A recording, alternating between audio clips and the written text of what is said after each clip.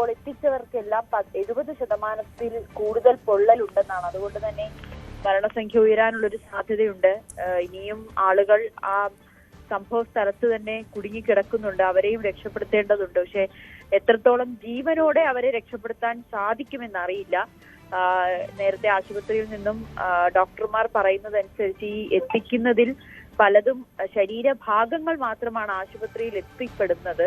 അതുകൊണ്ട് തന്നെ ഈ കൃത്യമായിട്ടുള്ള ഒരു കണക്ക് അവർക്ക് പറയാൻ സാധിക്കില്ല. എങ്കിൽ പോലും ഇപ്പോൾ ലഭിക്കുന്നതനുസരിച്ച് 12 മരണമായിരിക്കുകയാണ്.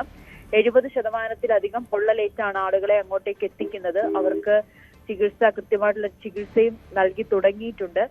ഇനി നമുക്ക് അറിയേണ്ടത് ഈ പടക്ക നിർമ്മാണശാലയിൽ എത്ര പേരുണ്ട്, അവരെ എത്രമാത്രം രക്ഷിക്കാൻ കഴിയും എന്നുള്ളതാണ്. ഈ വയൽ പ്രദേശത്താണ് വലിയൊരു സ്ഫോടനമാണ് സംഭവിച്ചത്. വയലിന് നടുവിലാണ് ഈ പടക്ക നിർമ്മാണശാലയുള്ളത്.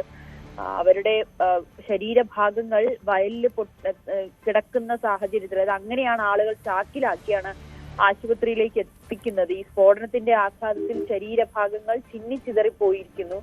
ആ ശരീരഭാഗങ്ങൾ പറക്കിയാണ് ആശുപത്രിയിലേക്ക് എത്തിക്കുന്നത്. എത്രമാത്രം ദാരുണമായ, എത്രമാത്രം വിഷമിപ്പിക്കുന്ന, വേദനാജനകരമായ ഒരു കാഴ്ചയായിരിക്കും അതെന്ന് നമുക്ക് ഊഹിക്കാൻ കഴിയും. എന്തായാലും 40ഓളം പേര് ആണ് ആ നിർമ്മാണ ശാലയിൽ തൊഴിലാളികളായി ഉണ്ടായിരുന്നതെന്നാണ് നമുക്ക് ലഭിക്കുന്ന വിവരം. അതിൽ എത്ര പേരെ നമുക്ക് രക്ഷപ്പെടുത്താൻ സാധിക്കും, എത്ര പേരാണ് മരിച്ചുപോയതെന്ന കണക്കൊക്കെ വരും മണിക്കൂറിൽ അല്ലെങ്കിൽ വരും മിനിറ്റുകളിൽ നമുക്കറിയാൻ സാധിക്കും. എന്തായാലും കളക്ടർ അന്വേഷണം പ്രഖ്യാപിച്ചിരിക്കുകയാണ്.